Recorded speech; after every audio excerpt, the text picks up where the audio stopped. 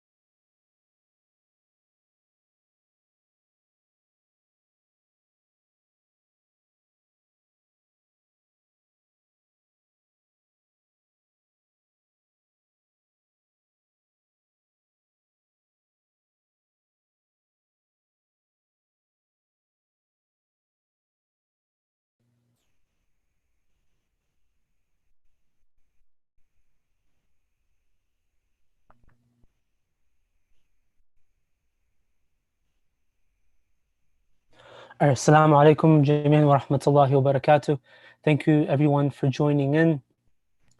Tonight's program, we're going to be celebrating the wiladat of our second Imam.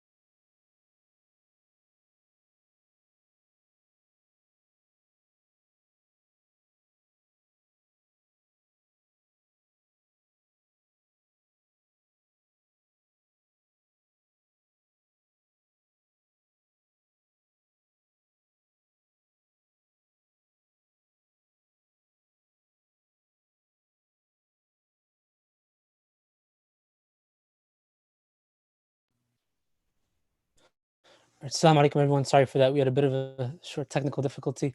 My apologies. So we're going to start with Dua Iftitah right now. And then we'll proceed on to the program, Scholar Diaries program, the special program for tonight in honor of the Wiladat of Imam Hassan al-Mujtaba alayhi salatu wassalam. That's going to be on YouTube Live, just because how Instagram Live works. And then that program will be hosted by Brother Shabir, Mukhtar, with our special guest, Syed Saleh Qazwini. And then after that program, we will then resume on with Dua Mujir, inshallah, as it is the eve of the 15th.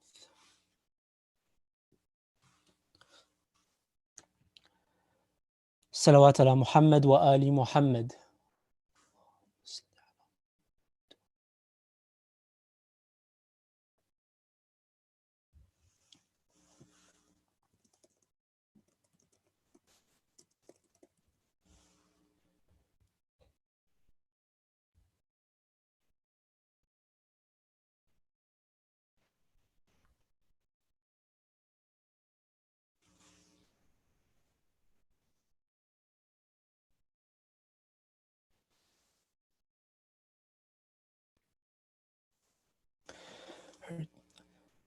أعوذ بالله من الشيطان الرجيم بسم الله الرحمن الرحيم.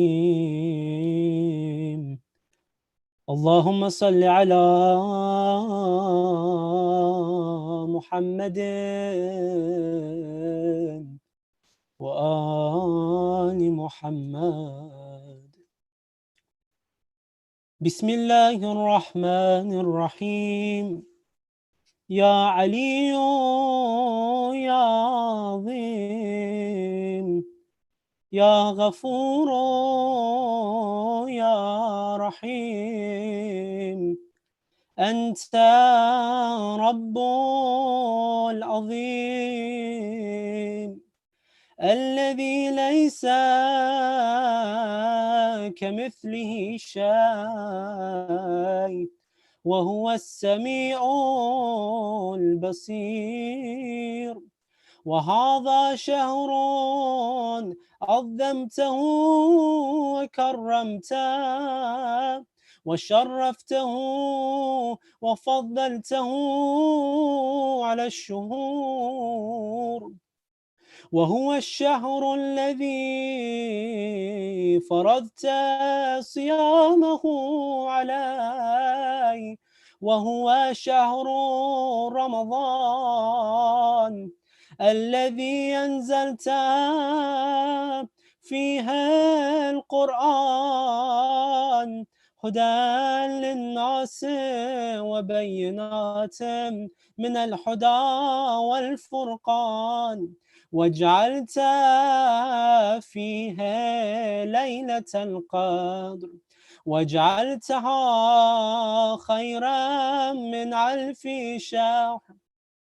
فيا ذا المن ولا يمن عليك، من علي بفكاك رقبتي من النار، فيمن تمن علي وأدخلني الجنة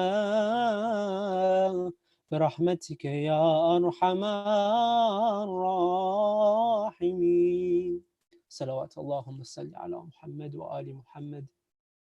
We'll go ahead and proceed to Dua al-Iftitah, inshallah.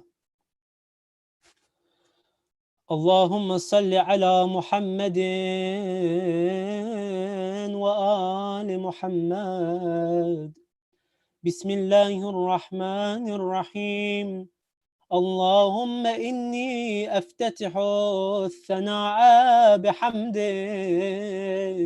وأنت مسدد للصواب بمنك، وأيقنت أنك أنت أرحم الراحمين في موضع العفو والرحمة، وأشد المعاقبين في موضع النكال والنقمة، وأعظم المتجبرين في موضع الكبرياء والعظمة.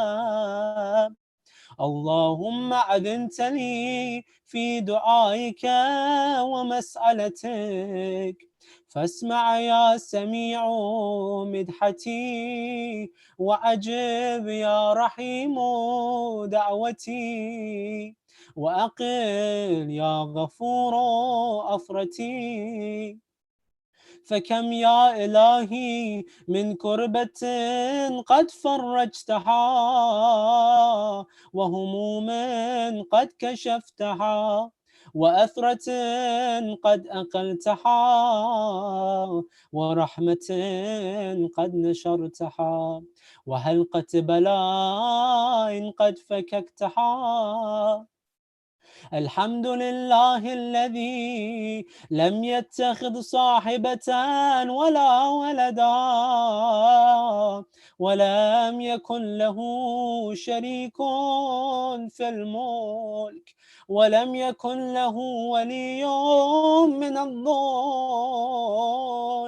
وكبره تكبيرا. الله أكبر الله أكبر الله. الحمد لله بجميع محامده كلها، على جميع نعمه كلها، الحمد لله الذي لا مضاد له في ملكه ولا منازع له في أمره. الحمد لله الذي لا شريك له في خلقه ولا شبيح له في عظمته. الحمد لله الفاشي في الخلق أمره وحمده الظاهر بالكرم مجده الباسط بالجود يده الذي لا تنقص خزائنه ولا تزيده كثرة العطاء إلا جودا وكرما إنه هو العزيز الوهاب. اللهم إنا أسألك قليلا من كثير مع حاجة بي إليه عظيمة وغناك عنه قديم وهو عندي كثير وهو عليك سهل يسير. اللهم إن عفوك عن ذنبي وتجاوزك عن خطيئتي وسفحك عن ظلمي وسترك على قبيح عملي وهلمك عن كثير جرمي عندما كان من خطئي وعمدي أطمعني في أن أسألك ما لا أستوجبه منك الذي رزقتني من رحمتك وريتني من قدرتك وعرفتني من إجابتك فسرت عدوك آمنا وأسألك مستعنسا لا خائفا ولا وجلا مدلا عليك فيما قصدت فيه إليك فإن عبت عني أتبت بجهلي عليك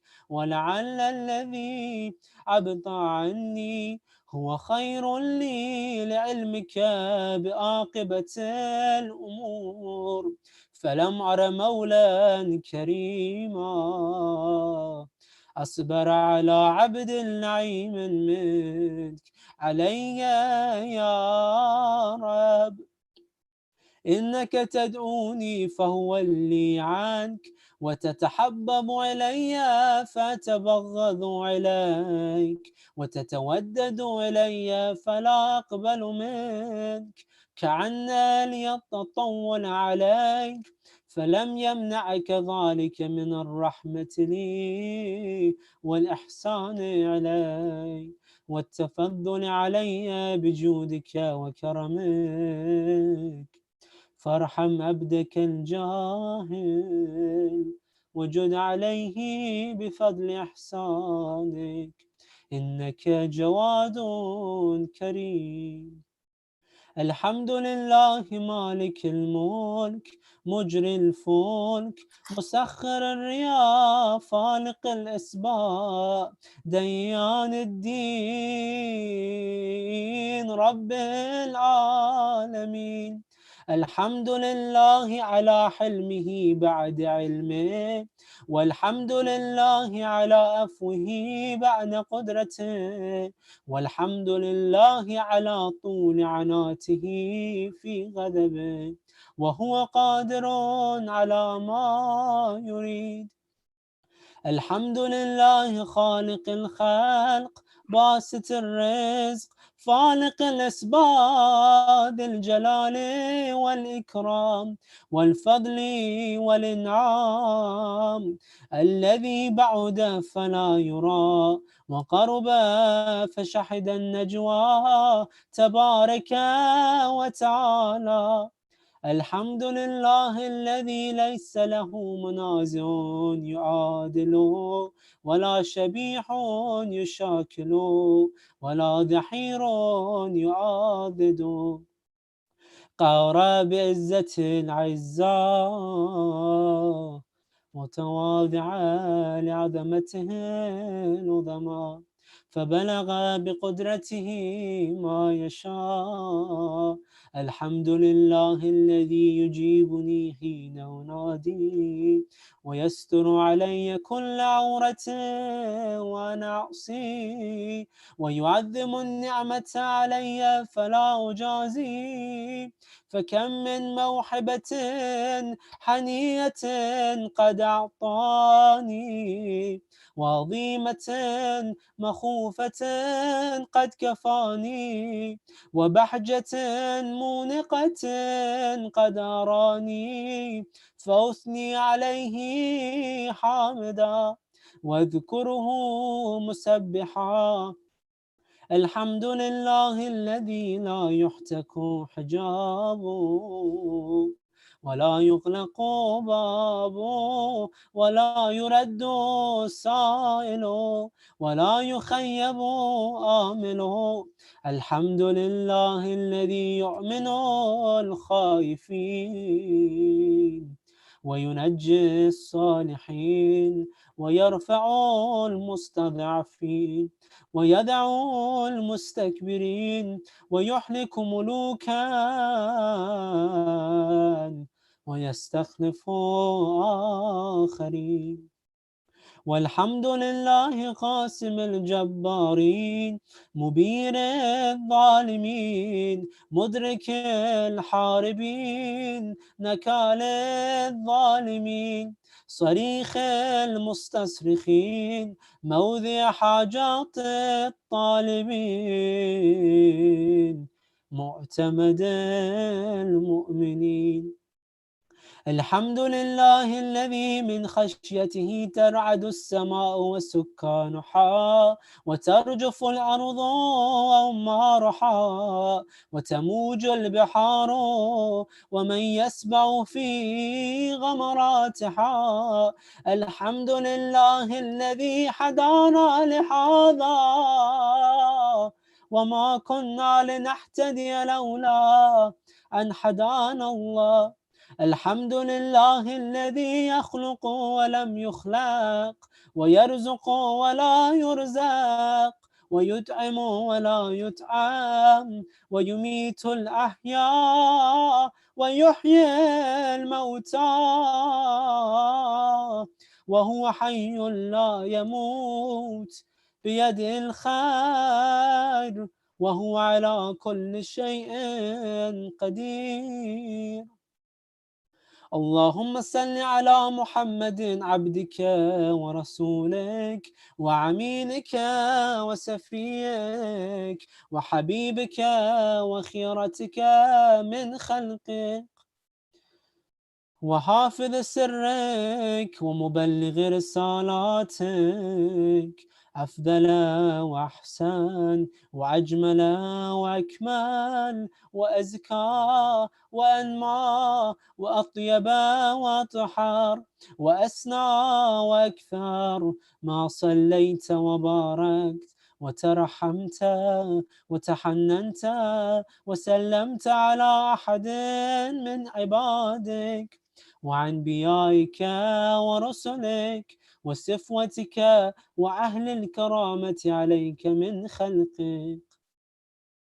اللهم وصل على علي أمير المؤمنين ووسي رسول رب العالمين عبدك ووليك وأخي رسولك وحجتك على خلقك وآيتك الكبرى والنبأ العظيم.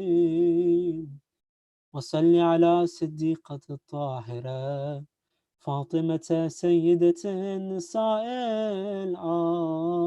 العالمين. وصل على سبتي الرحمة وإمامي الهدى الحسن والحسين سيدي شباب أهل الجنة. وسل على أئمة المسلمين علي بن الحسين ومحمد بن علي وجعفر بن محمد وموسى بن جعفر وعلي بن موسى ومحمد بن علي وعلي بن محمد والحسن بن علي والخلف الحادي المهدي. حججك على عبادك وأمنائك في بلادك صلاة كثيرة دائمة. اللهم وصل على ولي أمرك القائم المعمل والعدل المنتظر وهفه بملائكتك المقربين وأيده بروح القدوس يا رب العالمين. اللهم اجعله الداعي على كتابك والقائم بدينك استخلفه في الأرض كما استخلفت الذين من قبله. مكن له دينا الذي ارتديته له. عبدله من بعد خوفه أمنا يعبدك لا يشرك بك شيئا. اللهم أعزه وأعزز به وانصره وانتصر به وانصره نصرا عزيزا وافتح له فتحا يسيرا واجعل له من لدنك سلطانا نسيرا. اللهم أظهر به دينك وسنة نبيك حتى لا يستخفي بشيء من الحق مخافة أحد من الخلق. اللهم إنا نرغب إليك في دولة كريمة تعز بها الإسلام وأهله وتذل بها النفاق وأهله وتجعلنا فيها من الدعاة إلى طاعتك والقادة إلى سبيلك وترزقنا بها كرامة الدنيا والآخرة. اللهم ما عرفتنا من الحق فحملنا وما قصرنا عنه فبلغنا. اللهم المم به شعثنا واشعب به سدعنا وارتق به فتقنا وكثر به قلتنا وأعزز به ذلتنا واغن به عائلنا واغذ به أن مغرمنا واجبر به فقرنا وسد به خلتنا ويسر به يسرنا وبيض به وجوهنا وفك به أسرنا وأنجح به طلبتنا وعنجز به مواعيدنا واستجب به دعوتنا واستجب به دعوتنا واعتنا به سؤلنا وبلغنا به من الدنيا والآخرة آمالنا وأعطنا به فوق رغبتنا يا خير المسؤولين وأوسع المعطين. اشف به صدورنا وأذهب به غيظ قلوبنا واهدنا به لما اختلف فيه من الحق بإذنك إنك تهدي من تشاء إلى صراط مستقيم. وانصرنا به على عدوك وعدونا إله الحق آمين. اللهم إنا نشكو إليك فقد نبينا صلواتك عليه وآله وغيبة ولينا وكثرة عدونا وقلة عددنا وشدة الفتن بنا وتظاهر الزمان علينا فصل على محمد وآله وعنا على ذلك بفتح منك تعجله وبضر تكشف ونصر تعز وسلطان حق تظهر ورحمة منك تجللناها وعافية منك تلبسناها برحمتك يا أرحم الراحمين. صلوات على محمد وآل محمد. اللهم صل على محمد وآل محمد وأجل فرجهم. So, as was mentioned, the program is now going to transition onto the Walad programs for tonight with a special guest, Syed Saleh Qazwini, hosted by Brother Shabir.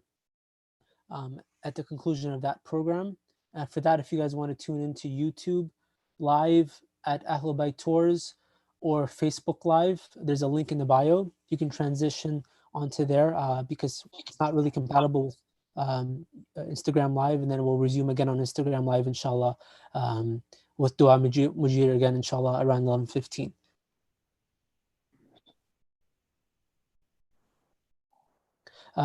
As we all know, we are in the midst of a pandemic. Many are affected. We pray that may Allah protect us from this pandemic, from this virus that has spread through much of the world. And for those of us who have been affected, personally speaking, both of my parents, if it's possible, if you could please recite Surah Fatiha for them. For all those who are sick, my parents, all those who might be in the hospitals around the world, may Allah subhanahu wa ta'ala grant them a speedy recovery, inshallah. Bismillah ar-Rahman ar-Rahim. Bismillah ar-Rahman ar-Rahim. Alhamdulillahi Rabbil Alamin. Ar-Rahman ar-Rahim. اهدنا الصراط المستقيم صراط الذين أنعمت عليهم. Assalamu alaikum, Sayyidina. Assalamu alaikum wa rahmatullah. How are you, brother? Alhamdulillah, how about yourself? Allah, you're doing well? Alhamdulillah. Are you brother Zohair's brother? I'm his younger brother, yes. Okay. He told me about your parents. They're in my du'as. Thank you very much, inshallah. May Allah grant them a speedy recovery and all those who have been. Inshallah. They're in our du'as. Assalamu alaikum, Sayyidina. Assalamu alaikum, Agha Shabir. How are you? Alhamdulillah, how are you? Nice to see you again. Allah, you're doing well. It's good to see you. I'm trying to think when was the last time I seen you. Maybe in Karbala. Was it in Karbala? I think so, yes. Damn, it must have been a while. Inshallah, next time we get together in Karbala as well. Inshallah. How are you? How's everything? How's the family? Alhamdulillah, Alhamdulillah Rabbil Alameen. Everyone's doing well. We're just dealing with this one day at a time. Alhamdulillah. So far, everything's going well, smooth. Waladat Imam Hassan alayhi salam mubarak to you and your family. Thank you. Thank you. Congratulations to you and your family and your community and to everyone watching. Inshallah, Allah grants us the ziyarah and the shafa'ah of Imam Hassan. So since we're talking about Imam Hassan alayhi salam, I think one of the recommendations is when you're drinking food during the month of Ramadan, you got to keep it hidden because people in California are still fasting. No, man. Right now, everyone broke their fast. Not in Cali, man. Yeah, but you don't have a lot of followers in Cali. Right, inshallah. They can watch. It's all right. It won't hurt. Act like they're watching the cooking channel, right? Yeah, alhamdulillah. I just broke my fast, so I just gave a talk 20 minutes. I just finished 10 minutes ago a 20-minute speech. I was watching your daughter actually talk, not you. Yeah, this is my third session today. Okay. So I need to kind of keep my, my throat moist. So I wanted you to talk about Imam Hassan for like 10 minutes to us, and then I got some questions about Imam Hassan and the Khilafat and the transition, the aggression, so on and so forth. Inshallah. Bismillah ar-Rahman ar-Rahim. Alhamdulillahi Rabbil Alameen. Wassalatu wassalamu ala ashraf al-anbiya'i wal-mursaleen. حبيبي إله العالمين أبي القاسم المصطفى محمد وعلى أهل بيته الطيبين الطاهرين. On the 15th of Ramadan, in the third year after the hijrah, the migration of Rasulullah sallallahu alayhi wa alihi, Rasulullah had his first grandson, and that was Imam al-Hasan alayhi salam, the son of Amir al-Mu'mineen and Fatima al-Zahra. Of course, the birth of Imam al-Hasan brought much joy to Rasulullah, to Amir al-Mu'mineen, to Fatima al-Zahra, and to all of the Muslims, because this was the first grandson of Rasulullah sallallahu alayhi wa alihi. And the Muslims had gone through many difficulties, many turbulent times. So this was a piece of good news for all of the Muslims to see that the daughter of Rasulullah, Fatima al-Zahra, she gives birth to a baby boy, and he was named Al-Hasan by Allah subhanahu wa ta'ala, because once Amir al-Mu'mineen brought Imam al-Hasan to Rasulullah asked him, what have you named him? Amir al-Mu'mineen says, I would not name my son until you have named him, O Rasulullah. And this shows the respect that Amir al-Mu'mineen had to Rasulullah sallallahu alayhi wa alayhi, even with a personal matter, a matter of naming his own son. So Rasulullah also says, and I would not name him until my Lord names him. So Allah, Jibreel comes down and he tells Amir al-Mu'mineen, he tells Rasulullah, I order you, Allah orders you, Allah congratulates you and orders you to name your sons after the sons of Harun, Shobair wa Shabir. And Rasulullah tells him, I'm an Arab, give me Arab names, because those were Hebrew names. So he tells him Hassan wa Hussain, and Imam al-Hasan was named Hassan, and later on Imam al-Hussain, a year later, or less than a year later, Imam al-Hussain was born, and they named him Hussain. So this was even the naming was named by Allah subhanahu wa ta'ala. And of course, Imam al-Hasan, as we know, he was born in the most purified of households, a house that is purified by Allah subhanahu wa ta'ala, a house that Allah allows to be elevated, في بيوت أذن الله أن ترفع ويذكر فيها اسمه, in homes that Allah has elevated, and those are the homes of Amir al-Mu'mineen, the home of Amir al-Mu'mineen and Fatima al-Zahra. And in a house that Allah subhanahu wa ta'ala has purified, إنما يريد الله ليذهب عنكم الرجس أهل البيت ويطهركم تطهيرا. In a house of sacrifice, of giving in the way of Allah. ويطعمون الطعام على حبه مسكينا ويتيما وأسيرا إنما نطعمكم لوجه الله. In a house that Allah subhanahu wa ta'ala chose out of all of the Muslims to perform the mubahala with the Christians of Najran. فمن حاجك فيه من بعد ما جاءك من العلم فقل تعالوا ندعو أبناءنا وأبناءكم ونساءنا ونساءكم وأنفسنا وأنفسكم ثم نبتهل فنجعل لعنة الله على الكاذبين. The mubahala, Allah ordered Rasulullah to bring out his children. Who were the children of Rasulullah? Imam al-Hasan and Imam al-Hussain. And this is why this became a big issue even during the time of the Abbasis. They would come and they would tell the Imams, they would, for example, tell Imam al-Rida and the other Imams, Imam al-Kadhim, that you are not the children, that Hassan and Hussein are not the children of Rasulullah. They're the children of Ali ibn Abi Talib. And they said, the Abbasi Khalifas, they said, we're the children of Abbas, the uncle of the Prophet. So you are from the descendants of Abu Talib and we are from the descendants of Abbas. What's the difference between us two? But then the Imams, they would clarify that Imam al-Hasan and Imam al-Hussein are in fact the children of Rasulullah as well. And the Imams, they would recite verses of the Quran. One verse is how Jesus is from the descendants of Ibrahim. They asked him how? Through his mother. And then also in another hadith, Imam al-Kadhim alayhi salam, he tells Harun, if Rasulullah was alive right now and he offered to marry your daughter, would you allow Rasulullah to marry your daughter? He said, yes, it would be my honor. Imam al-Kadhim says Rasulullah would not marry my daughter because he's her grandfather. So they proved that Imam al-Hasan and Imam al-Hussein are in fact the children of Rasulullah sallallahu alayhi wa sallam. And sometimes they would call him Ya Abata, O father, and sometimes they would call him O grandfather. So Sayyidina, before you go further away, what you mentioned, you said that the name of Imam Hassan was chosen by Rasulullah, which was chosen by Allah subhanahu wa ta'ala. Is this Hadith Qudsi? We have something hardcore from which narration or what background? Is it just in Shia books or also in Sunni books? Now, I don't really know if it could be found in Sunni books, but I know this is in the Shi'i traditions, that it's not a Hadith Qudsi. This is not a Hadith Qudsi. This is a Hadith. Hadith Qudsi is when Allah is saying something. Now, but this one it's through Jibra'il. It came through Jibra'il. So Jibra'il was relaying the message and the command of Allah subhanahu wa ta'ala.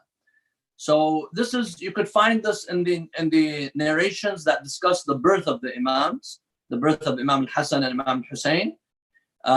Their names were chosen. And even we have that, and it's not surprising. This is not only something with the Imams. Even Sayyidah Zainab, her name was also chosen by Rasulullah sallallahu alayhi wa sallam. The Khilafat of Imam Hassan alayhi salam, he was Khalifa for about 6 months, take it or leave, under a year, let's just say, right?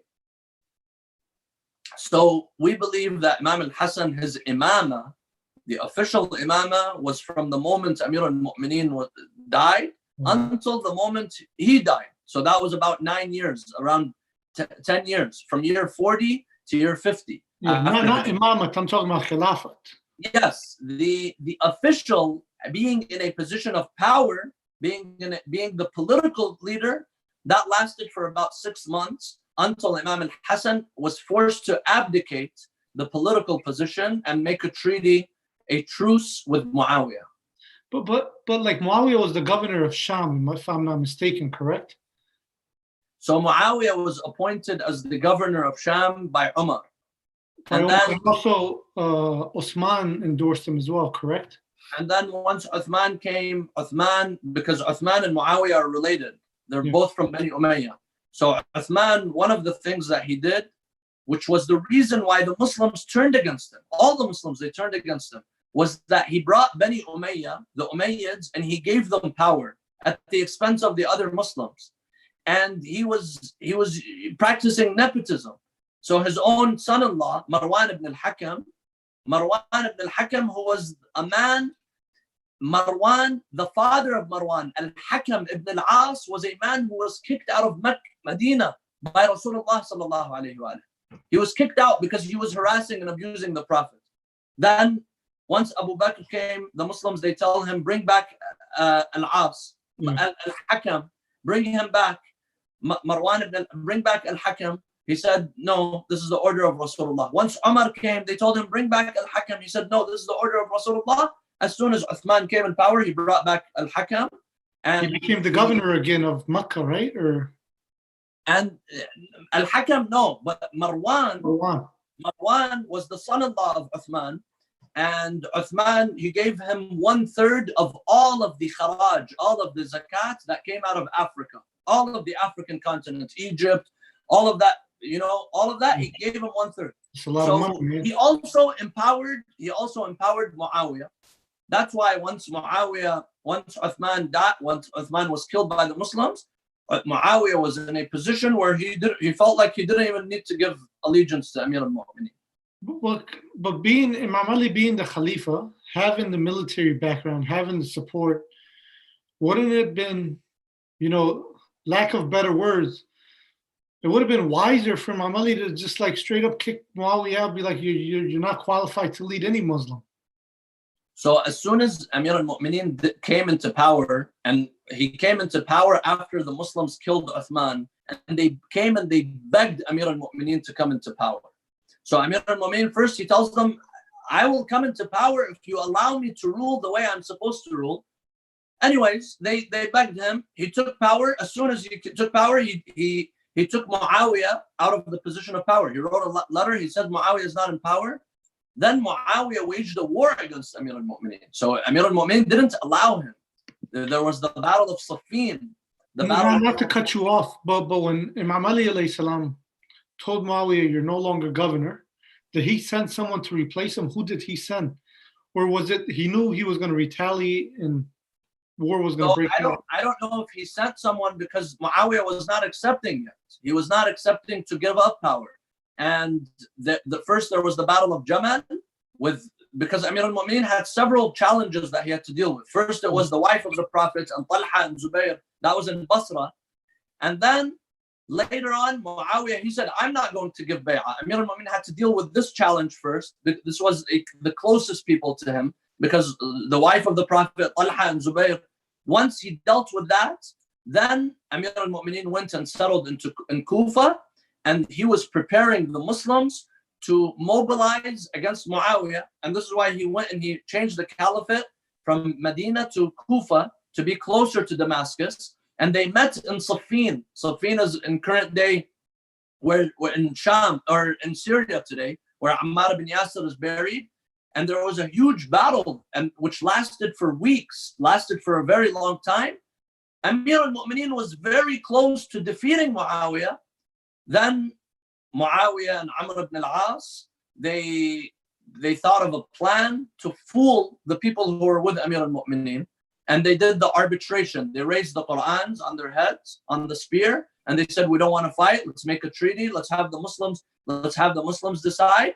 And then, you know the story of Amr ibn al-As, how he fooled Abu Musa al-Ash'ari. He took the ring and he said, Abu Musa al-Ash'ari, he gave up the right of Amir al-Mu'mineen. Amr ibn al-As, he says, then I instate Muawiyah. Then Amir al-Mu'mineen was planning. I mean, if you read Nahj al-Balagha, you see that the last sermon of Amir al-Mu'mineen,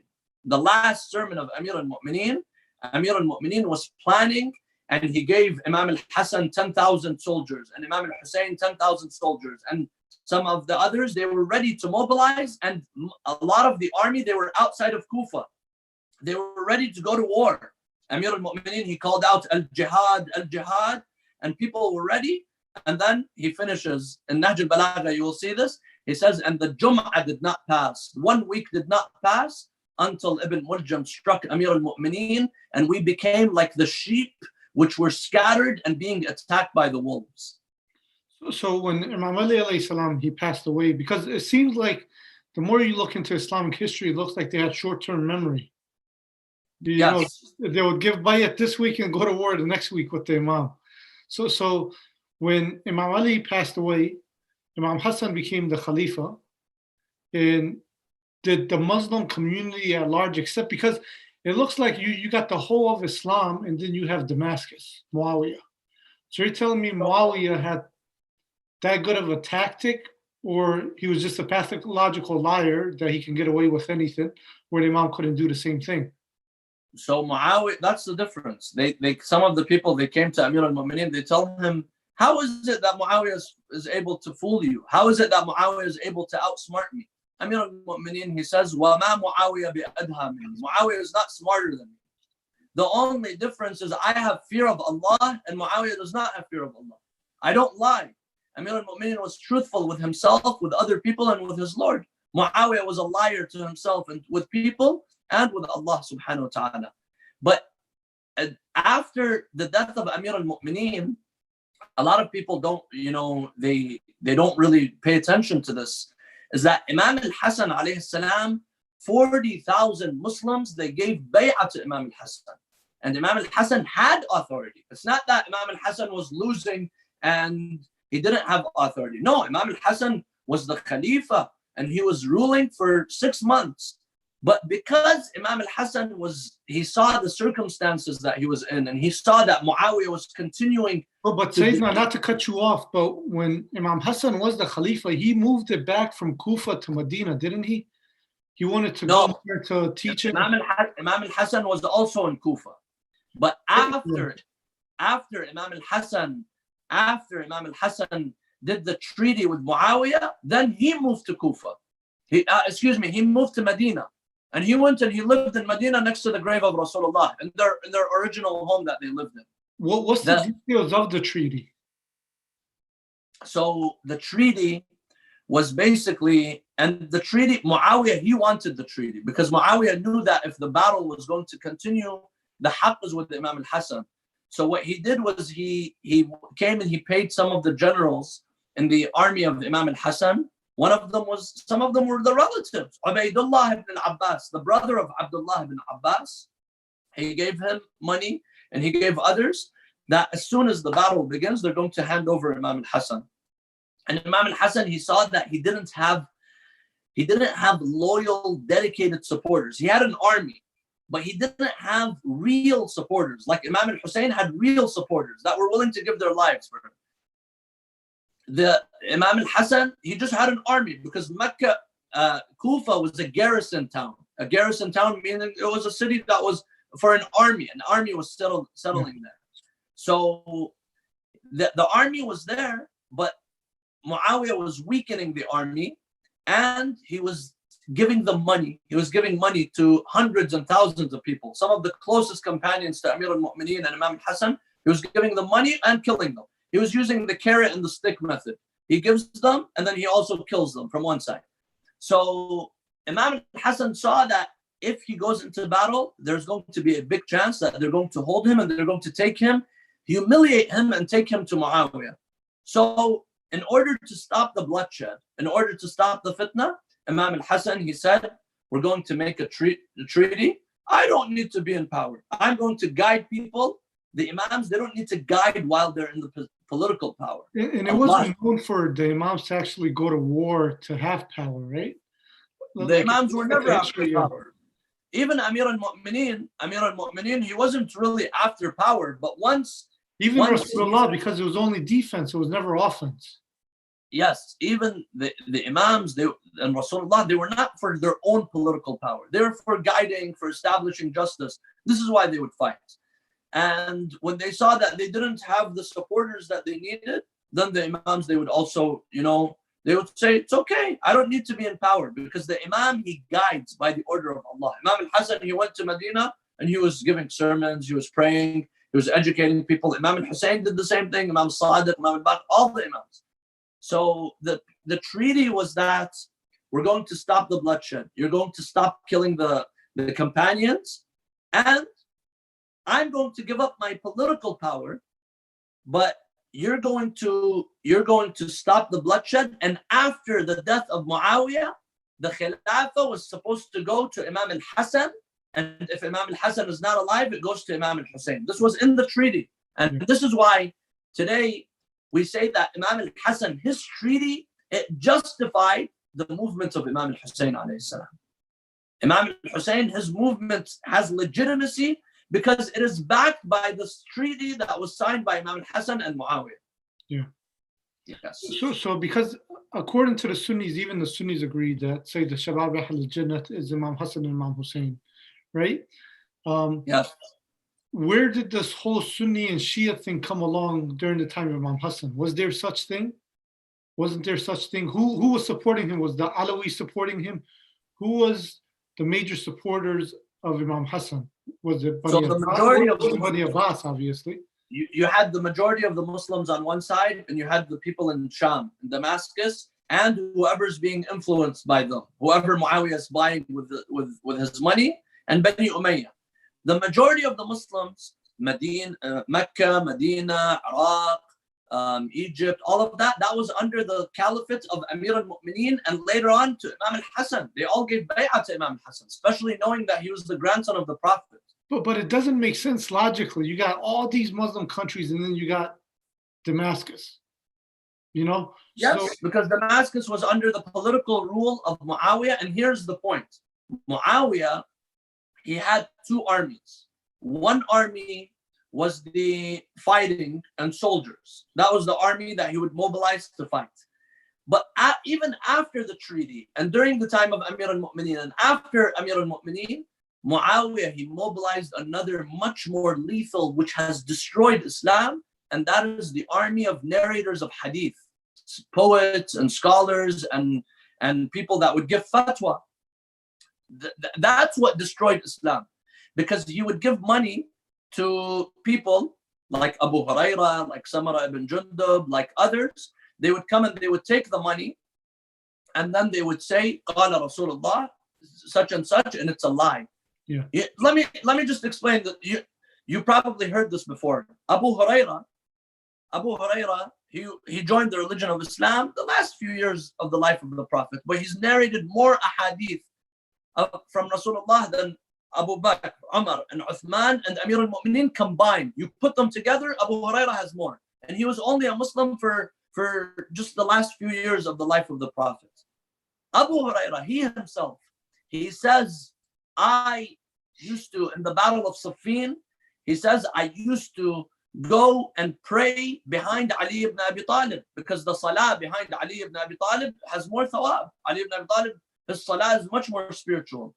And during the time of food, I would go and I would eat with Muawiyah because the food was atsam. It was, very oily dish. It was a very good dish. And once the battle begins, once they start fighting with one another, he says, I would go and I would climb on a mountain and I would watch them fight. الصلاة خلف علي أتم والطعام عند معاوية أتسم والفرار من الزحف أسلم. It's more peaceful for me to go and hide. Now, this shows that this man was not a man of principles. He's saying that. And he also says, Umar used to hit me, he tells me you lie. So a man like this, it's very easy for him to take money from Muawiyah and narrate. Said Umar used to hit me and say you lie? Yes. And he says I could have brought more ahadith for you, but what I brought is because if I would have brought more, Umar would have hit me. Allahu a'lam what he would have brought if Umar didn't hit him. And during the time of Imam Ali and Muawiyah, Muawiyah was also cursing Imam Ali publicly, right? He was paying people to sit there and curse him for years. He was the one who started the sunnah, the practice of cursing Amir al-Mu'mineen and the Imams. And this lasted for 80 years. 80 years, anytime one of the Khulafa or one of the Friday sermons, Salat al-Jum'ah, they have to say, Ibadallah, Ittaqallah, and they have to say those, that script that you have to say for Salat al-Jum'ah. One of that is you have to curse Ali ibn Abi Talib. For 80 years, until Umar ibn Abdul Aziz, one of the last Umayyi caliphs, he came and he said, no, we're going to take this out of the Friday prayer. So about 80 years. So even during Sham, when say the Zainab and everyone came in, the cursing of Imam Ali. Yeah, of course. They were, when the Ahlul Bayt came into Sham, they thought that they were Khawarij. They thought that they weren't even believers. Because that's how they had. Excuse me? But it seems like the Islam we had in Syria or Damascus was a different Islam than all over the world during the time of Muawiyah and so on and so forth afterwards. Yes. It was one that was manipulated by Bani Umayyah. And Muawiyah, chose the successor of his son after himself, obviously. Yes. And after Muawiyah, he chose Yazid. After Yazid, who did Yazid choose? Did he choose Muawiyah ibn Yazid? His son? So the son of Yazid, Muawiyah, he was supposed to come and rule, but they say he was a good person and he refused and he rejected the leadership. So then after Yazid, after you have Bani Umayyah, the rule of Bani Umayyah has two branches. You have the Sufyanis and you have the Marwani. The long one that lasted for a long time was the rule of Marwan and the children of, remember Marwan, the son-in-law of Muawiyah, yeah. the son-in-law of Uthman? Yeah. So after Yazid, his son Muawiyah came, but he didn't last long and he gave up. So then the Khilafah switched to the Marwan, that man who was a prisoner, and Imam al-Hasan and Imam al-Hussein, they saved his life in the Battle of Siffin and in the Battle of Jamal. In the Battle of Jamal, he was caught as a prisoner. They saved his life. Then he turned against the Ahlul Bayt, and then he became the Khalifa. And then Abdul Malik ibn Marwan and the descendant, the Umayyi caliphs from the descendants of Marwan, they started ruling. I heard one of the Marwans was so drunk, and he was the Khalifa in Makkah at the time. He actually sat on top of the Kaaba and watched people do tawaf. Yes, he was planning on doing that. He didn't do that. He wanted to, and he was heading towards it, but he was not able to do that. So this is the Islam Saudi Arabia adopted? I guess. No comment. But we want to do the Hajj, so I don't know. Back to Imam Hassan alayhi salam. So when Imam Hassan did the peace treaty with Muawiyah, he went back to Medina. He left Kufa, correct? Excuse me, can you repeat that? So Imam Hassan alayhi salam, he went to Kufa. He left Kufa to go back to Medina to He went actually back to start Medina. teaching. But during that time of when Imam Hassan was the Khalifa, where was Imam Hussein? Was Imam Hussein in Kufa with him as a support? Yeah. Did he go to So Medina? Imam al-Hussein was always the supporter of Imam al-Hassan. And he was always on his side. He was always with him. When Imam al-Hassan was in Kufa, he was with him. Once Imam al-Hassan moved to Medina, Imam al-Hussein moved with him. Imam al-Hussein, he sees Imam al-Hassan as greater than him. He was his imam, he was his leader, and Imam al-Hussein was the supporter of Imam al-Hassan. Another point is, once Imam Hassan went to Medina, did he try to did he try to make awareness happen that Muawiyah is going to tear up the peace treaty? Imam Hussein Yes. is going to get killed. So we have many traditions, and especially from Imam al-Hussein, where Imam al-Hassan, he was also telling people what Muawiyah is doing is wrong. But Imam al-Hussein, you know, after the death of Imam al-Hassan in the year 50, after Hijrah, you have 10 years until year 60, 61, where the Shahada of Imam al-Hussein. So Imam al-Hussein was living for 10 years under the rule of Muawiyah. Imam al-Hussein, during those 10 years, he actually, they say that he held a conference in Mecca, in Mina. When the Hajjaj comes, when they come, and he would gather and he would tell them the wrong things that Muawiyah was doing. And he was gathering people and mobilizing people against Muawiyah, and he would speak, he would give speeches talking about the evil that Muawiyah was doing. How long was Muawiyah in power once he took the Khilafat from Imam Hassan? 20 years. 20 years from year 40. Year 40, Amir al-Mu'mineen died, and then 6 months later, Imam al-Hassan, he abdicated until year 60.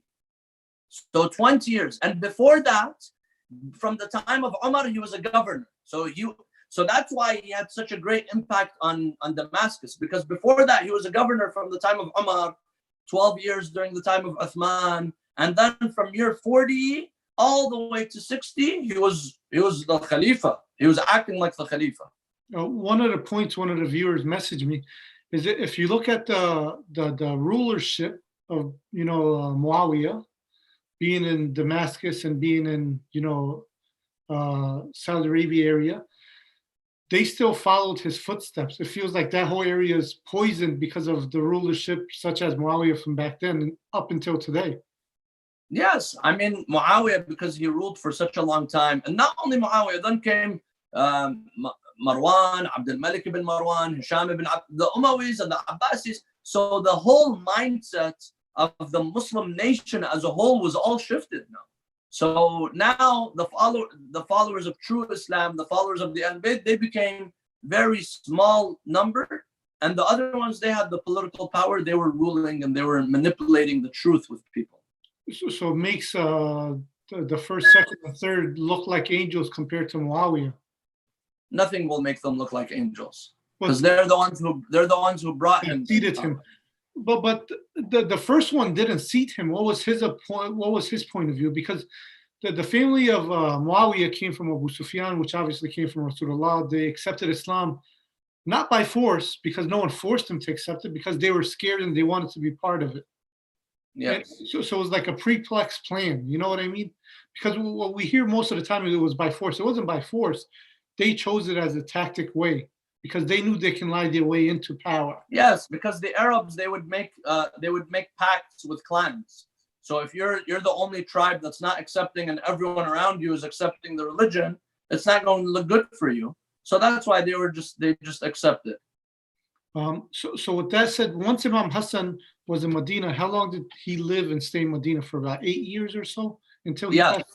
Yes. So he probably 8 years, 9 years around that time, because he died year 50 or 49 after Hijrah. And it was those 8-9 years that he was in Medina until Muawiyah poisoned him. Muawiyah sent poison to the Imam and he poisoned him. And then, of course, Imam al-Hassan is oppressed, because even in his burial, then Aisha did not allow him to be taken next to the grave of the Prophet. And he was taken next to the grave of his other grandmother, his grandmother, Fatima bint Asad. So it seems like all of our Imams the place they felt the safest was Medina.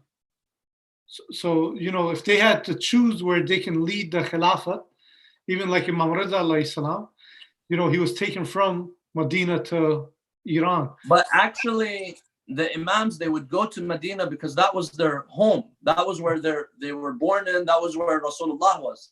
But they were we have a accepted too, hadith. right? We have a hadith from the Imams. I don't, now it's not on my mind which Imam said it, but he says, in Medina, we only had a handful of supporters. In fact, the majority of the supporters of the Imams, they were from the outer places, like Kufa. Although Kufa right now, when we think of Kufa, we think of the ones who betrayed Imam al-Hussain and betrayed Imam Hassan. But in fact, in proportion, Kufa had more supporters of the Ahlul Bayt than anywhere else. And then later on, the support it started becoming towards other places. Like once the parts of Iran, like you had cities like Qom, and later on during the times of the other Imams, then you have the support starts going further away, and Mecca and Medina become a hub of the place of the enemies of the Ahlul Bayt. One other Like thing, today. we're going to start the game of Kahoots, so if everyone can go on the Kahoots website, we're going to show up the code in a minute. But while we're talking about that, when it came to Imam Hassan alayhi salam, during the time of Imam Hassan and Imam Hussein, was Imam Zain al-Abidin born in Kufa or born in Medina?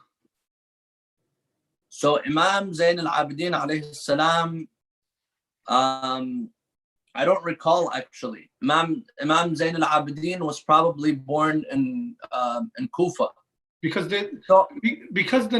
like when you Google it or when you look it up, you find stuff that says Medina, but logically it doesn't make sense unless Imam Hussein was away from his wife. You know what I mean? And it depends what year he was born in. So if Imam Hassan was born in, because when we hear the word Kufa, everyone's like goes crazy. They're like, oh, these people are Kufis. But you got to keep in mind, Najaf came along later on because Najaf used to be a sea, right? It used to be a sea, and then you have Najaf. Then the sea became land, and then just came out about being Najaf afterwards. So it's not like when you go to Najaf, you're like where you're from. He was born in Medina. He was born in Medina in the year 38. So Amir al-Mu'mineen was still in Medina at that time. Okay, so it was Medina. Yes, Amir al-Mu'mineen was not he had not migrated to Kufa yet. Okay. Yes. So that's good to know. So while we're waiting for people to log in and sign in to play, tell us the craziest story you have about yourself, being on the minbar, off the minbar, wherever you've been. Wow, that's something you have to give me context. I would probably say the craziest thing that happened in my life was when I met you, Brother Shabir.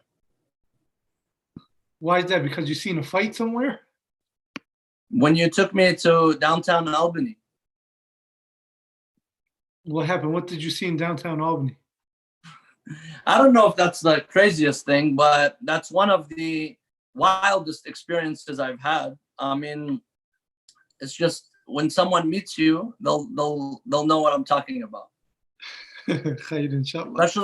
Especially when the speakers meet you. And so we try to entertain the speakers different ways, Yes, it's good. It's always good to give them a different perspective. Because everything's not rosy and daisy everywhere. You got to see all parts of the area. This way, when you speak, you know what's going on. That's why the imams used to have, people that gave them news about everywhere, not just one place. That's very true. That's very true. And that's why you're loved by everyone. So that's why a lot of times most of the people in the communities live in a cocoon type of thing, because they don't know what the hell's going on outside the area. They're only in their own four circles. They go to the mosque, they go home. That's very true. We have to get out of our comfort zone sometimes, and we have to get out of our circles. And I think that's very necessary for Islam. Right now we preach Islam to the mosque. Whoever comes to the mosque, we talk to them about Islam, and then we all go home, and then we come back, we meet the next week. We need to introduce all of these millions of people out there to Islam. We need to introduce them to the Quran, to the Ahlul Bayt. And in doing so, we have to get out of our comfort zone sometimes. And that's where I feel like we lack as Shias compared to our Sunni brothers and sisters, where they actually go do dawah in the, you know, in the ghetto, in the bad areas, in the poor areas. And that's how they have the numbers they have now because of what they're doing as far as that. That's why you have the Jehovah Witness knock on people's door, even though they know you're Muslim. Where with the Shias, we got no way of dawah besides whoever comes to the mosque. Is not about, you know. We have the most beautiful message, but our methods and approach of da'wah it needs to be enhanced. I mean, we need to start thinking out of the box. We need to start delivering the message of Islam and the Ahlul Bayt to the whole world. We have the Quran, the beautiful words of the Quran. We have the hadith of the Ahlul Bayt. It's logical. It all makes sense. We just need to tell people about it. That's all that we have to do. And I agree with you. Inshallah, we will be able to do so. Let's start the game, Sayyid. Now let's see if you can help us, guide us through these questions. Okay. If you can read the question, give some context on the question, but not the answer.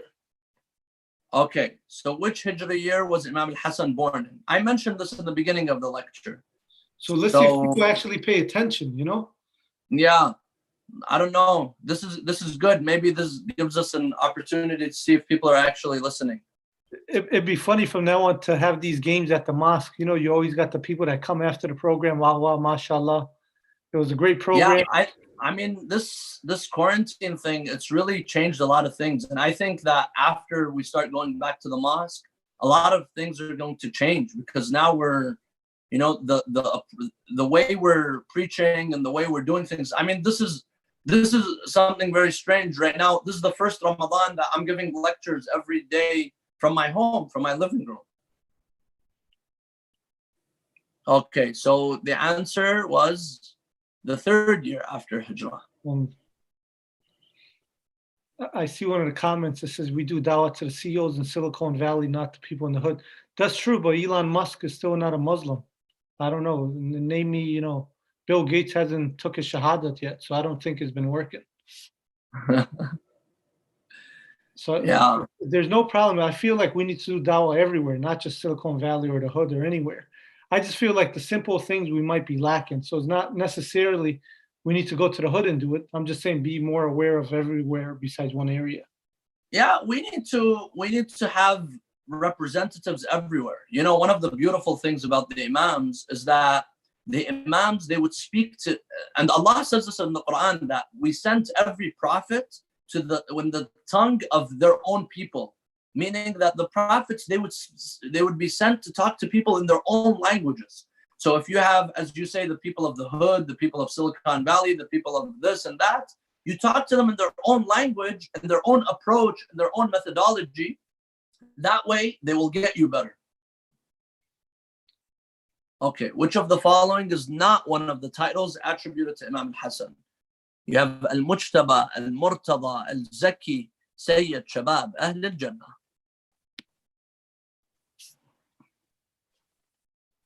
What you think of the questions? They're pretty easy. Yeah, some of them this one's pretty easy. Well, when your whole family Did I give a hint that one of the titles is the title of Amir al-Mu'mineen? It is, yeah. You can. Okay. There we go. Okay, good. Which Amir al-Mu'mineen? Because Muawiyah thought he was Amir al-Mu'mineen too. No, we only know one Amir al-Mu'mineen, and that's Imam Ali alayhi salam. Even, you know, the Imams of Ahl al-Bayt, they would not even call themselves Amir al-Mu'mineen. One of the companions, what is the translation of the line? Ajirna min al-nar ya mujir. This is a dua that we're supposed to recite these days, the 13th, 14th, and 15th. So I was saying that even one of the companions asks Imam Sadiq, what should we call Imam al-Mahdi? Should we tell him Amir al-Mu'mineen? He says, no, this is a title only for Ali ibn Abi Talib. Imam Ali put up with a lot, you know. He had to deal with all the Khalifas. He had to deal with people like Muawiyah and God knows who else behind the scenes we never even heard of until today or until the day of judgment. Yes, so it means Ajurna min an-nar ya mujir. It means keep us safe from the hellfire, from the everlasting fire, O giver of refuge. MashaAllah. During the caliphate of his father, where did Imam al-Hassan We dropped all the reside? answers already. Excuse me? I said we already gave the answers, you know. So Yeah, we did. This is just to show if people were paying attention.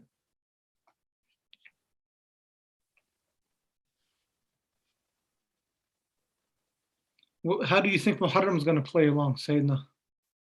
I mean, inshallah, by that time, we could probably go back to our mosques. But if we couldn't, then we're just going to have to deal with it like this. You think social distancing is going to happen there in Matam? I mean, you could have a matam in your own house. What's wrong with that? No, nothing at all. But still, you know, if the mosque does open for Muharram and you got Matam, imagine telling everyone stand 6 feet away. Yeah, it's gonna be tough.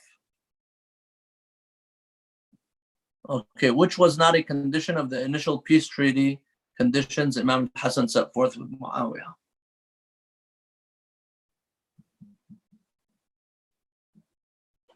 So you haven't been going to mosque either, right? In New York, it's really bad. Yeah, New York City is really bad. Our area is not that bad, but I haven't been going to mosque in our area either. It's closed, right? Last of I heard of, yes, it's closed. Yeah. Mm. I think they had invited you for a program, and then it was closed. Yeah, I was actually invited, and it got closed. Yeah. I think it might have been subliminal messaging from Allah subhanahu wa ta'ala. I don't know. Maybe. I plead the fifth.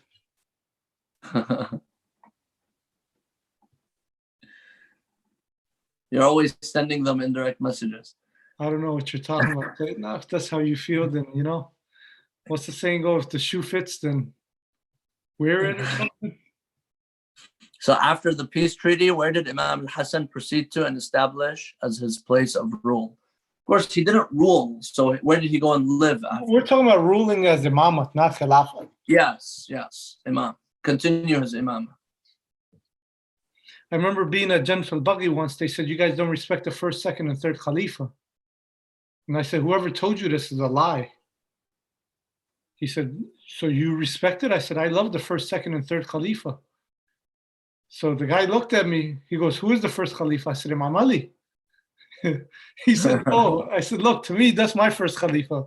Who you want to choose your first Khalifa? That's your problem. Yeah, that's a good answer.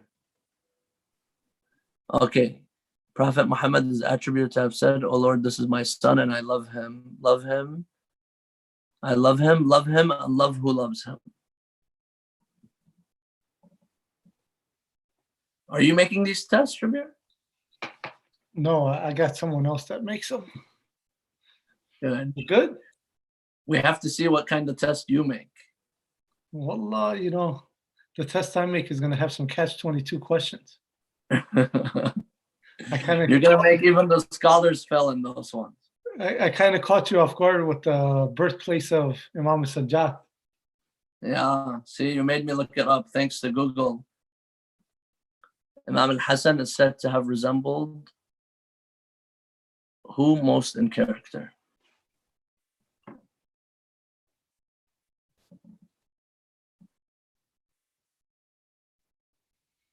So are you doing this every week or? We're trying to do this once a week. We're trying to adjust the timing because some of the centers were getting upset that we're kind of taking their airtime. Wow. So we're trying to figure out what time is good to do it. So this week we did it a little bit later. So we want to figure out the adjustments of date and time because we don't want to interrupt anyone else's program. Mm. So let's see. Zahra came in MashaAllah. SK in first place. SV. I actually know who SV is. Well, if they put their initials, maybe they don't want anyone to know. So they don't want it. So I'm not gonna air out their name, but khair inshallah. Maybe it's someone that you gave the answers to. No, we don't share. Only you had the answers and one other person. So unless you guys share the answers, then I don't know. No, I didn't share the answers. Unless there's a leak. But what the questions weren't, that hard. So yeah, inshallah, next time we'll put harder questions. Inshallah. Nah, keep it easy. Let everyone enjoy. That's true. That's So, true. Sayyidina, if you want to recite a short dua for anyone that's ill, anyone that's sick. And then afterwards, we're going to start Dua Mujir Okay. after we log off, inshallah. Okay. I'm going to recite the dua for the month of Ramadan. Inshallah. بسم الله الرحمن الرحيم يا علي يا عظيم يا غفور يا رحيم أنت الرب العظيم الذي ليس كمثله شيء وهو السميع البصير وهذا شهر عظمته وكرمته وشرفته وفضلته على الشهور وهو الشهر الذي فرضت صيامه عليه وهو شهر رمضان الذي أنزلت فيه القرآن هدى للناس وبينات من الهدى والفرقان وجعلت فيه ليلة القدر وجعلتها خيرا من 1000 شهر فيا ذا المن ولا يمن عليك من علي بفكاك رقبتي من النار في من تمن علي وأدخلني الجنة برحمتك يا أرحم الراحمين وصلى الله على محمد وعلى آله الطاهرين. اللهم صل على محمد. Thank you, Sayyidina. Great seeing you. Inshallah. Thank you, Haj Shabir. Give my salams to your family and the community, and my salams to everyone who's watching. May Allah bless you all. Inshallah. Fi amanillah, Sayyidina. Assalamu alaikum. Khuda hafiz.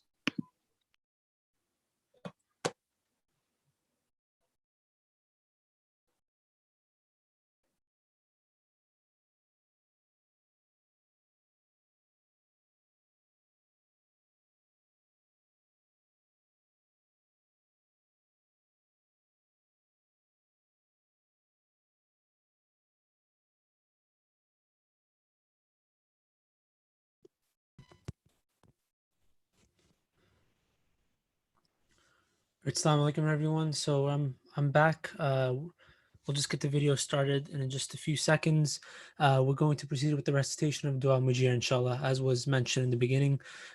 We're just going to put it up on the screen, so just give us a few seconds. Until then, please recite a salawat ala Muhammad wa ali Muhammad.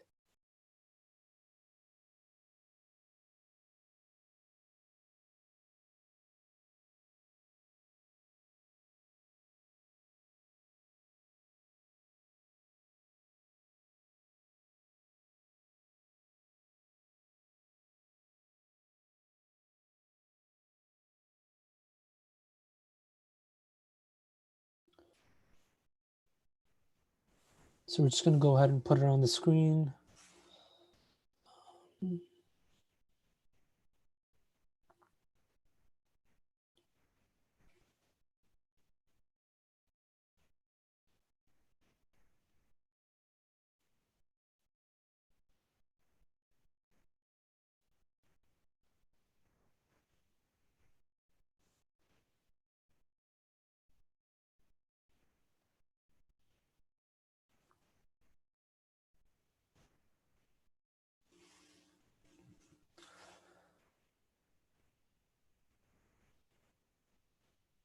All right, so has been narrated, Dua Mujir is recommended to be recited on the eve of the 13th, 14th, and 15th of Ramadan, inshallah. So we'll just go ahead and start.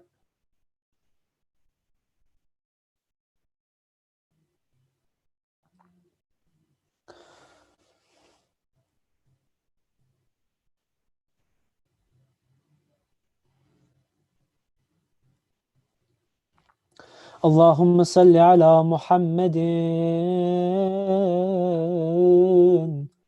وآل محمد وعجل فرجهم بسم الله الرحمن الرحيم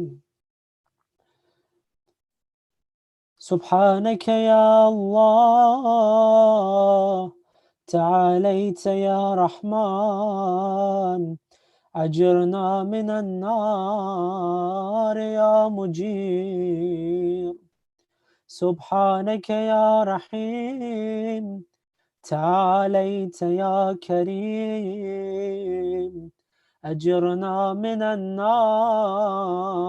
يا مجير سبحانك يا ملك تعاليت يا مالك أجرنا من النار يا مجير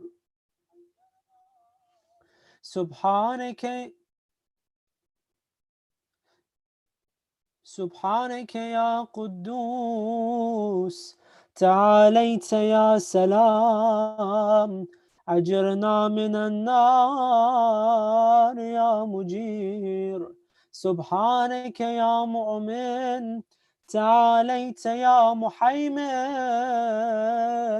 أجرنا من النار يا مجير سبحانك يا عزيز تعاليت يا جبار أجرنا من النار يا مجير سبحانك يا متكبر تعاليت يا متجبر أجرنا من النار يا مجير سبحانك يا خالق تعاليت يا بارئ أجرنا من النار يا مجير سبحانك يا مسور تعاليت يا مقدر أجرنا من النار يا مجير سبحانك يا هادي تعاليت يا باقي أجرنا من النار يا مجير سبحانك يا وهاب تعاليت يا تواب أجرنا من النار يا مجير سبحانك يا فتاح تعاليت يا مرتاح أجرنا من النار يا مجير سبحانك يا سيدي تعاليت يا مولاي أجرنا من النار يا مجير سبحانك يا قريب تعاليت يا رقيب أجرنا من النار يا مجير سبحانك يا مبدع تعاليت يا معيد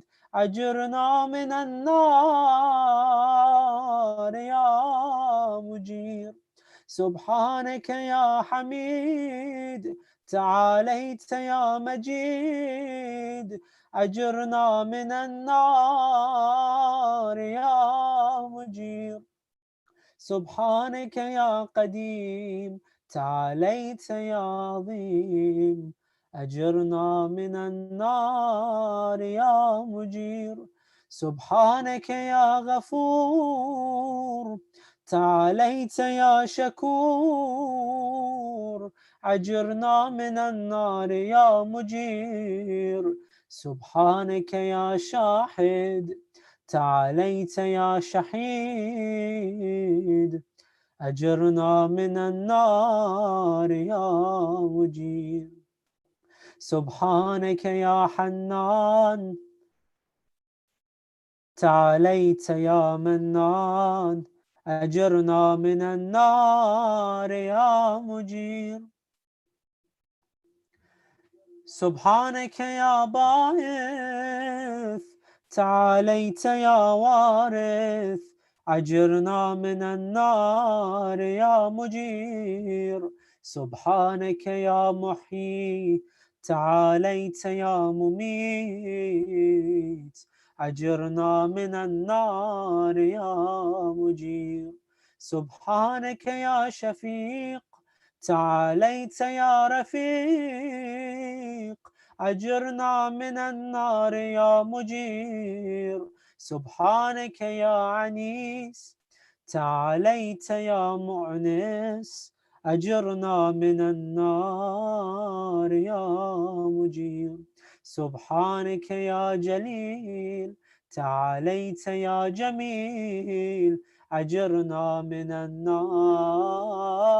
يا مجير سبحانك يا خبير تعاليت يا بصير أجرنا من النار يا مجير سبحانك يا حفيظ تعاليت يا مليك أجرنا من النار يا مجير سبحانك يا معبود تعاليت يا موجود أجرنا من النار يا مجير سبحانك يا غفار تعاليت يا قهار أجرنا من النار يا مجير سبحانك يا مذكور تعاليت يا مشكور أجرنا من النار يا مجير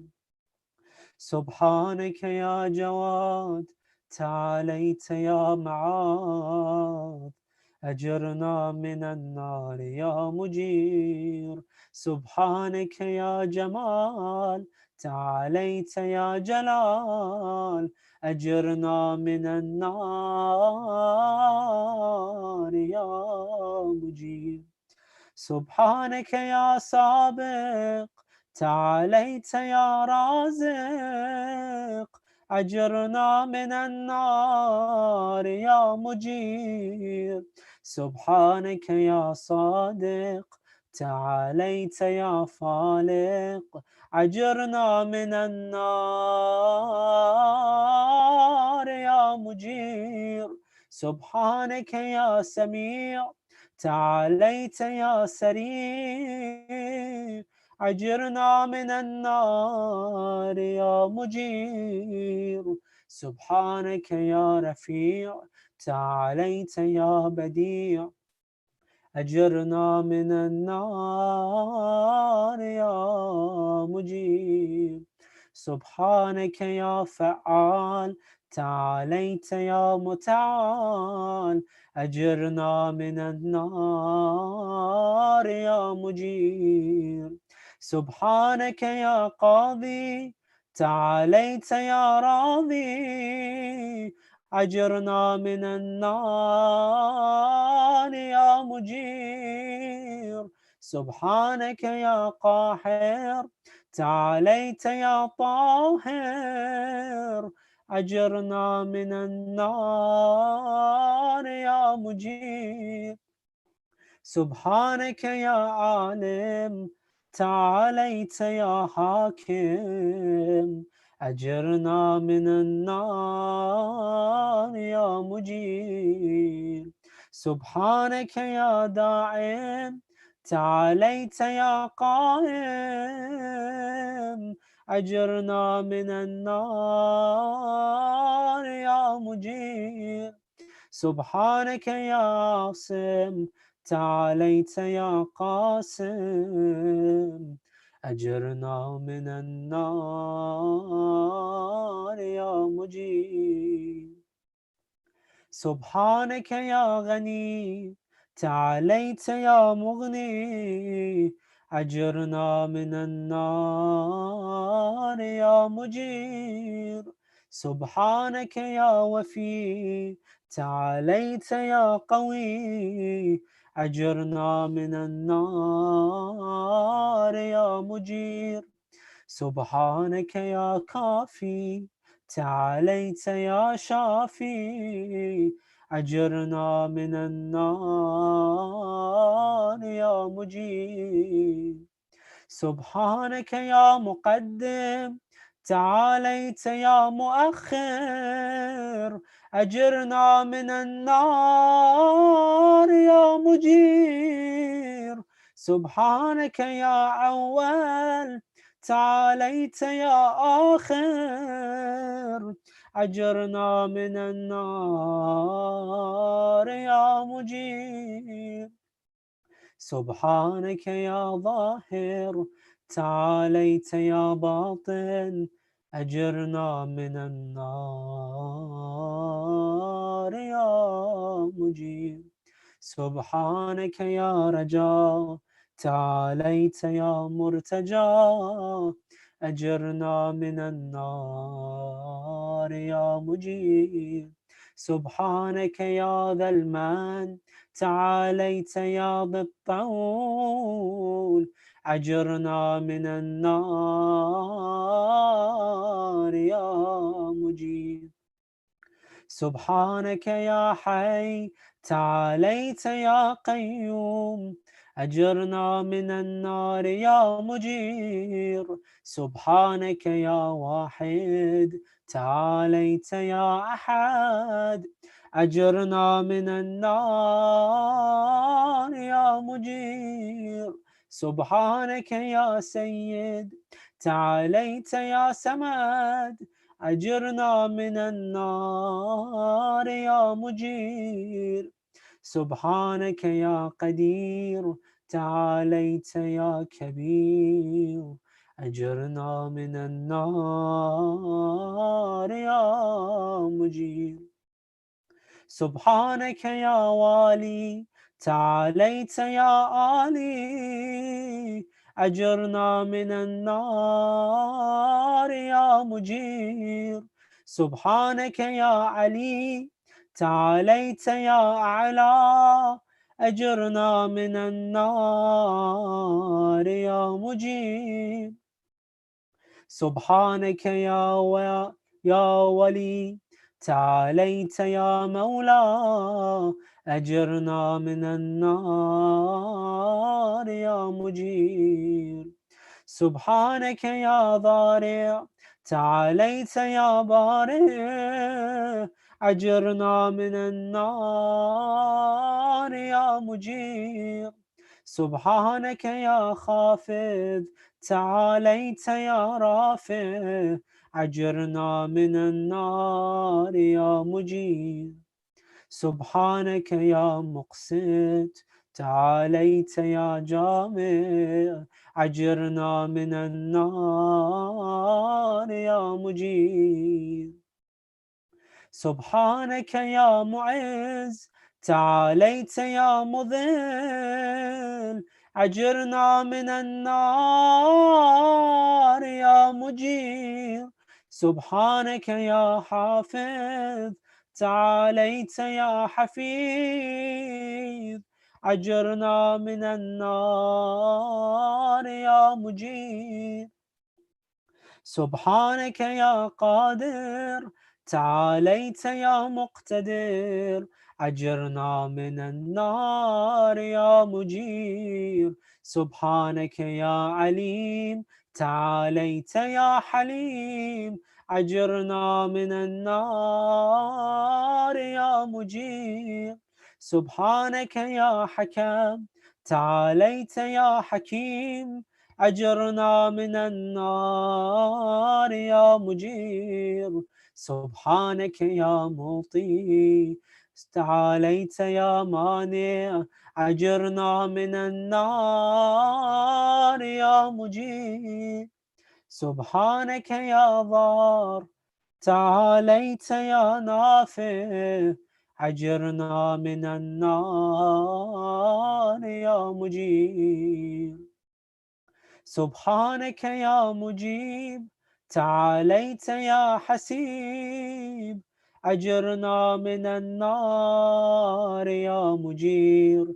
سبحانك يا عادل تعاليت يا فاصل، أجرنا من النار يا مجير. سبحانك يا لطيف تعاليت يا شريف، أجرنا من النار يا مجير. سبحانك يا رب تعاليت يا حق، أجرنا من النار يا مجير. سبحانك يا ماجد تعاليت يا واجد، أجرنا من النار يا مجير. سبحانك يا عفو تعاليت يا منتقم، أجرنا من النار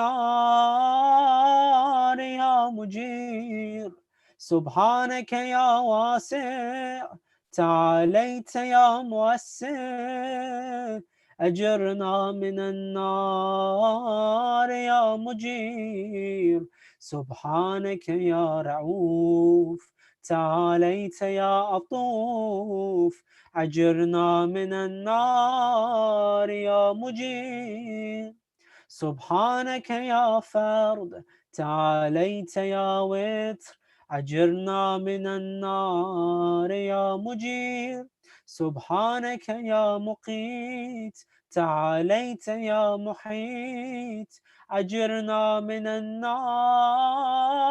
يا مجير سبحانك يا وكيل تعاليت يا عادل أجرنا من النار يا مجير سبحانك يا مبين تعاليت يا متين أجرنا من النار يا مجير سبحانك يا بار تعاليت يا ودود أجرنا من النار يا مجير سبحانك يا رشيد تعاليت يا مرشد أجرنا من النار يا مجير سبحانك يا نور تعاليت يا منور أجرنا من النار يا مجير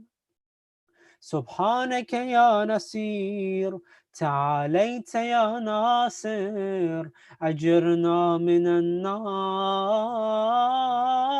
يا مجير سبحانك يا صبور تعاليت يا صابر أجرنا من النار يا مجير سبحانك يا محسي تعاليت يا منشي أجرنا من النار يا مجير سبحانك يا سبحان تعاليت يا ديان أجرنا من النار يا مجير سبحانك يا مغيث تعاليت يا غياث أجرنا من النار يا مجير سبحانك يا فاطر تعاليت يا حاضر أجرنا من النار يا مجير سبحانك يا ذا العز والجمال تباركت يا ذا الجبروت والجلال سبحانك لا إله إلا أنت سبحانك إني كنت من الظالمين فاستجبنا له ونجيناه من الغم وكذلك ننجي المؤمنين وصلى الله على سيدنا محمد وآله أجمعين والحمد لله رب العالمين وحسبنا الله ونعم الوكيل ولا حول ولا قوة إلا بالله العلي العظيم برحمتك يا أرحم الراحمين صلوات على محمد وآل محمد اللهم صل على محمد وآل محمد. Thank you again for everyone who tuned in and was able to stay in for this last part of the program, which was the recitation of Dua al-Mujir. We pray that Allah during these holy days and these holy nights, He accepts our fasts, He accepts our a'mals, He accepts our du'as, He accepts our prayers, He accepts our beseeching Him for forgiveness, He accepts our sins, our shortcomings, and those of our parents. We pray for our forgiveness and those of our parents and those of our loved ones. May Allah subhanahu wa ta'ala grant us forgiveness and grant us, inshallah, amongst the best of His creation, next to the best of His creation, inshallah, in the hereafter. Again, as was mentioned in the beginning of the program, there are many that are affected as a result of this pandemic. Personally speaking, both of my parents They're both ill right now in the hospitals, in the hospital. And just like my parents know, there are many others that might be affected. For those that are not affected, we pray that Allah subhanahu wa ta'ala keeps this pandemic far away from you and keeps you in health and in well-being. For those of us who have been affected, we pray that Allah subhanahu wa ta'ala grants our loved ones a speedy recovery and full recovery so that they can join us again once again in our homes in the best of health. In addition, we pray that Allah subhanahu wa ta'ala eases the suffering of this pandemic so that we could once again be able to attend to our masjids and return to normalcy, as it were, prior to the pandemic, and once again be able to be in the proximity of one another in our masajids, inshallah. So we're just going to recite the ayah of Amma Yujib 5 times for the shafa of all those who have been affected, keeping in mind any loved ones, any relatives, any friends that we know who are ill right now. Bismillahir Rahmanir Rahim. أما يجيب المضطر إذا دعاه ويكشف السوء أما يجيب المضطر إذا دعاه ويكشف السوء أما يجيب المضطر إذا دعاه ويكشف السوء أما يجيب المضطر إذا دعاه ويكشف السوء أما يجيب المضطر إذا دعاه ويكشف السوء وبرحمتك يا أرحم الراحمين. اللهم صل على محمد وآل محمد. So that concludes tonight's program. Inshallah, we'll resume again on Tuesday night with the recitation of Dua Tawassul. Until then, Assalamu alaikum jami'an wa rahmatullah.